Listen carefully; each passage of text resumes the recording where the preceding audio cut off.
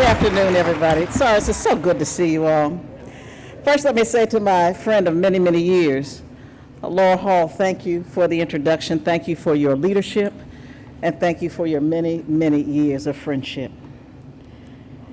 Billy Mitchell, who said that I was coming before I even knew I was coming.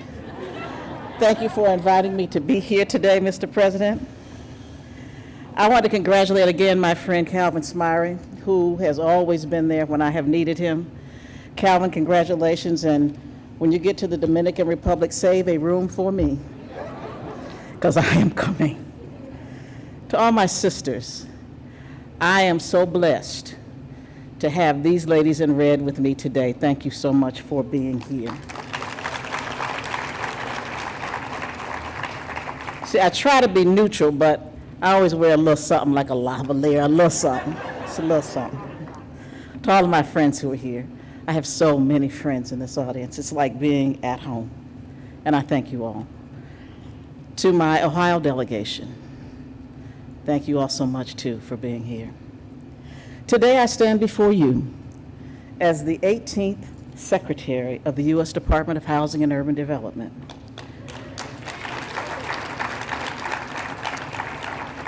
When I accepted the nomination, I said in my remarks, the enormity of the task ahead of us leads us to think about where we have come. And I always go home, which is the Bible. And it leads me to recall the book of Matthew, where it says that foxes have holes and birds have nests, but the Son of Man has no place to lay his head. There is dignity in every single person, every man, every woman, every child in this nation, including those who live on the outskirts of hope, those who work hard but struggle to make it work, and those who have no place to lay their heads.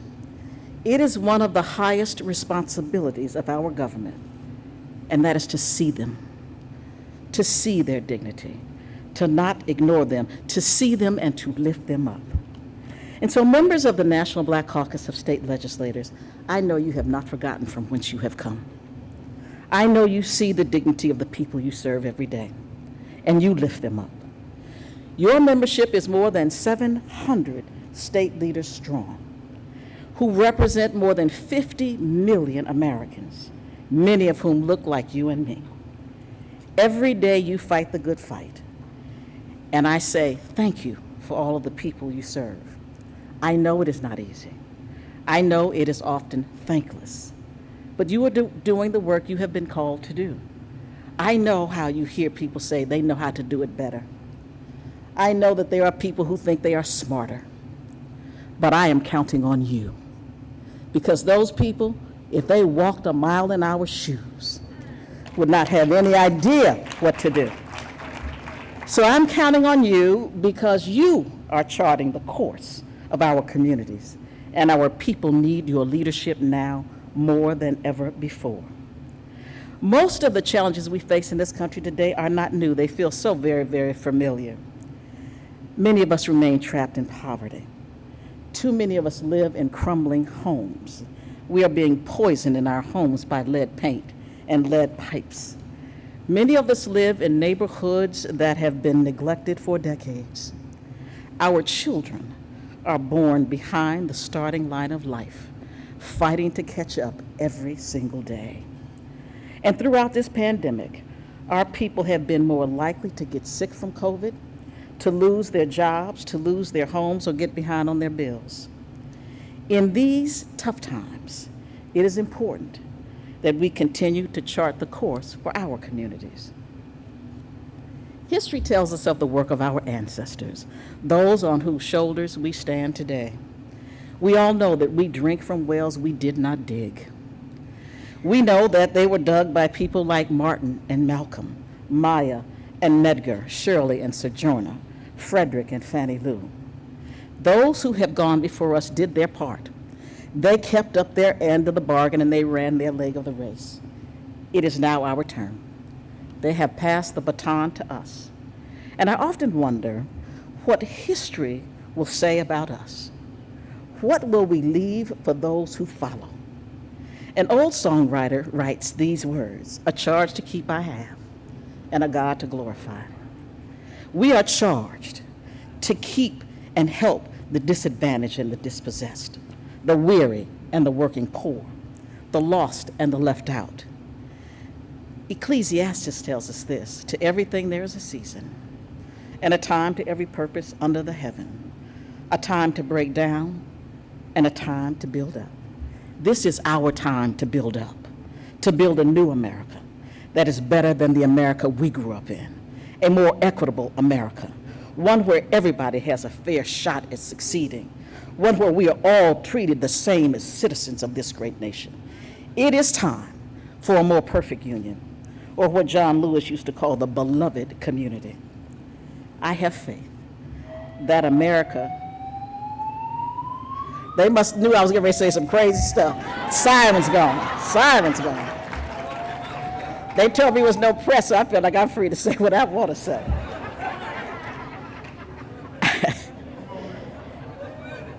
Okay. All right. See, that bring me back.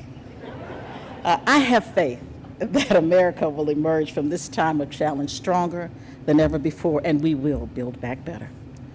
The Biden-Harris administration is eager to work with each and every one of you. From the very first days in the White House, the president and the vice president have centered our work around the principle of equity. We have made it our mission to ensure that Americans in greatest needs of assistance receive that assistance. We have to make sure that our people get their fair share. We have provided vital relief to families who fell behind as a result of the pandemic. I know people ask the question, what have you done for me lately? But I just don't want y'all to forget them $1,400 checks. And I don't want you to forget those checks that many people are still getting today, those $300 and $250 checks they get every month. We distributed vaccines for COVID. We helped millions of Americans remain in their homes because we had a moratorium on evictions and foreclosures. And we took bold steps to protect our communities. The American Rescue Plan reduced poverty among black families by 1/3, and it cut poverty among black children by half. These are historic milestones. And now we have before us two historic pieces of legislation that will bring about the transformational change our communities so desperately need. Just a few weeks ago, we all know that the president signed into law the Infrastructure Investment and Jobs Act. And people ask me all the time, what does it have to do with me? The bipartisan infrastructure law will replace every lead pipe in America so that all of our children can enjoy safe, clean drinking water in their homes. It will connect every single household in our country with access to affordable, high-speed internet, so all of our children. You know, we lost a whole year for millions of children because they either did not have access or the devices they needed to learn remotely. It was a travesty, but that is going to change with this bill. It is going to put millions of Americans to work to repair and upgrade our roads, our railways, and our bridges, and in the process, create high-paying jobs and apprenticeship programs for people of color. The infrastructure law takes unprecedented steps to advance environmental justice. You know, we often get so caught up in what we're doing, we forget about the environment. You know, I was one of those people, I say, well, I'm gonna die before the environment go bad. But I'm gonna tell you what, when I think about it, black people have too long been forced to live in the least desirable areas of our communities. We live near the landfills and the industrial sites that spew pollution, that leave us exposed to things like cancer and asthma. Do you know that the #1 reason for kids missing school today is asthma? And those numbers are growing every single day. We are forced to live in flood zones that leave us exposed to extreme weather events made worse by climate change. Too often we find ourselves in the paths of natural disasters, yet we are denied the resources we need to rebuild.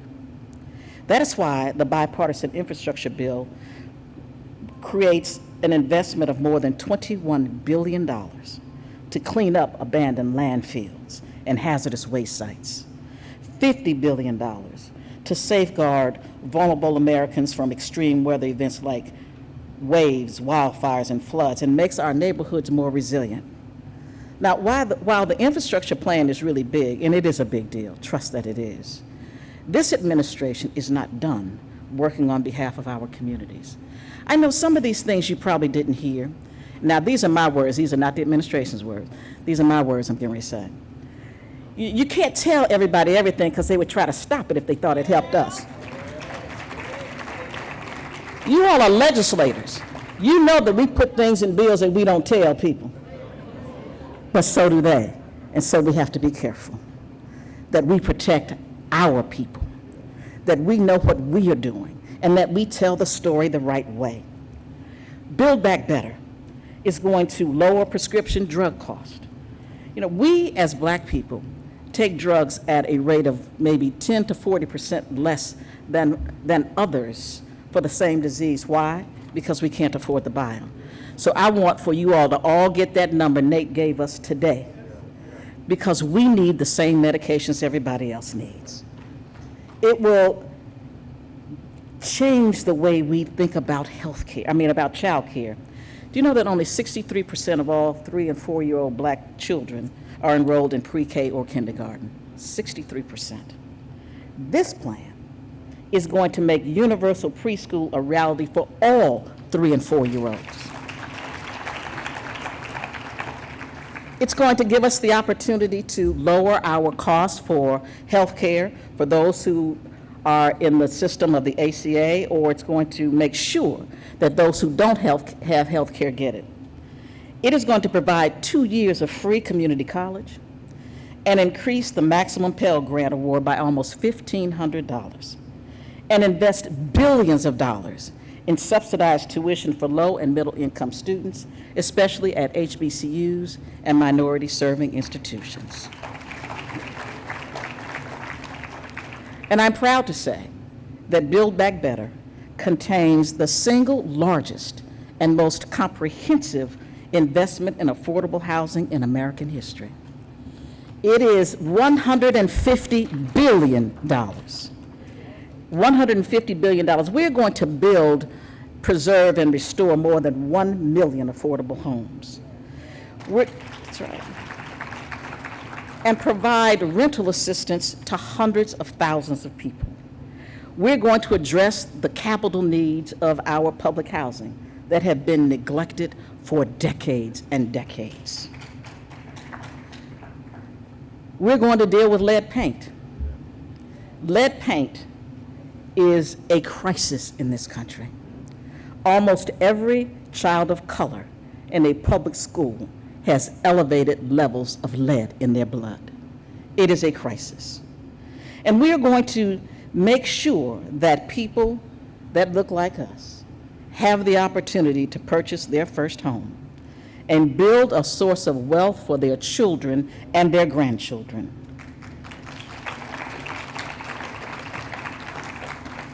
Today, the gap between home ownership between Black and white people is bigger than it was in 1968.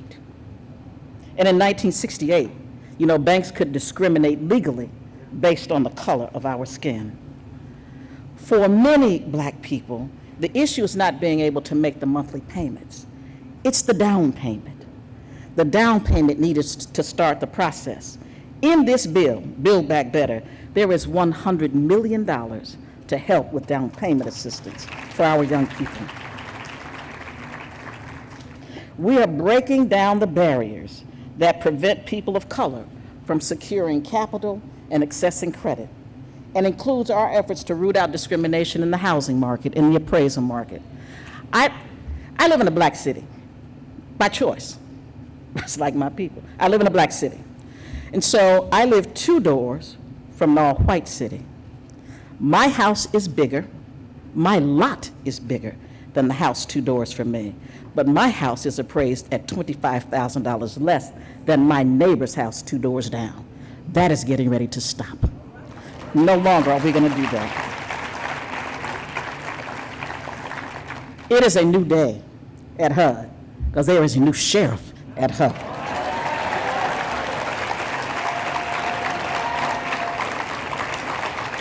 It's a new day. We know that student debt is particularly heavy for Americans of color. We are neutralizing student debt so that people who have student debt can still qualify for a federally insured mortgage.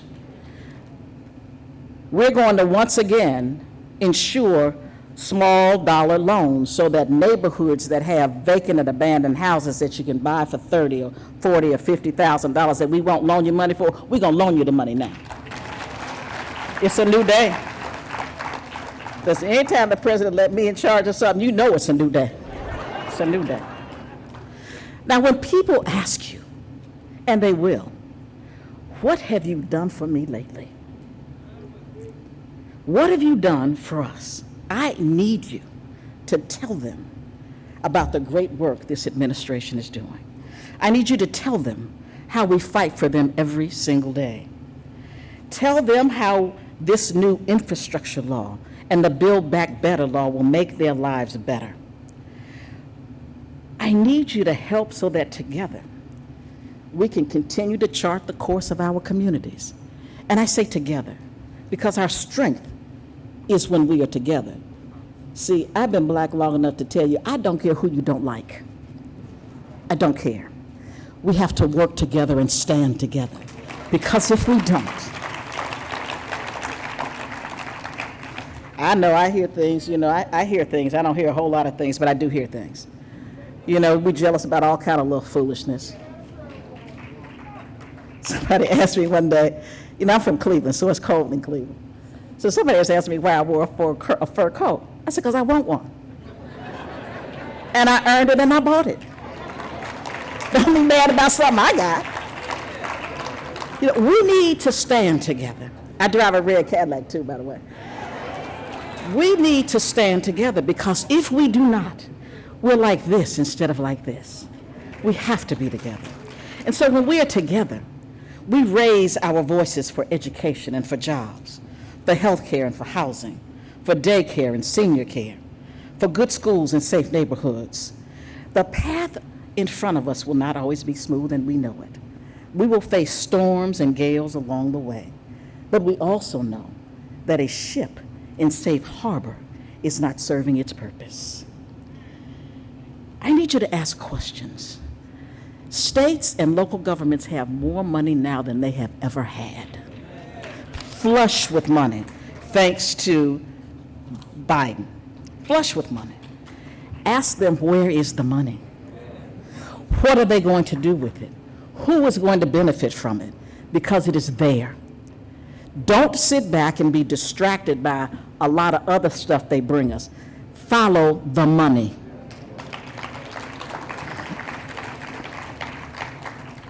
You know that if we don't have a seat at the table, the old saying goes that we are on the menu. We can't be on the menu anymore, you all. We need a seat at the table.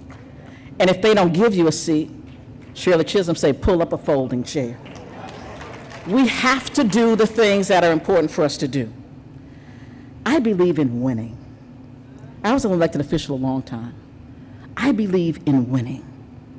I know that we can't win by ourselves, but I believe in winning. And I believe it when Beyonce said to me, we gotta keep running because a winner don't quit on themselves. I believe it when the impression said we're a winner. Don't ever let anybody say that we can't make it because a feeble mind is in our way. I believe that we are the strongest race of people that has ever been on the face of this earth. There is no race of people that have endured what we have endured for as long as we have endured. But what it says to me is that we are winners because we have endured. We have stood up and put a spine out that nobody thought that they could ever break. It's like a steel rod in our backs. We are an army. We are soldiers. And Lord, I just don't know when it's going to be our turn. We see that in church. They say, Lord, when it's going to be our turn? I don't know when it's going to be, but I do know this. I'm a soldier. I am going to continue to march, continue to fight, continue to do whatever it takes to make sure that somebody hears the voices of my people. I'm going to sit at the table. I'm not bringing a phone chair. I'm just going to take a chair and sit at the table. It is time. It is time for us all. Hey, Lakeith, it is time for us all to know our power and to lean into that power. There is no group of legislators stronger than you, or smarter than you, or better than you. So until it is our time, be a soldier in the Army. Thanks, everybody.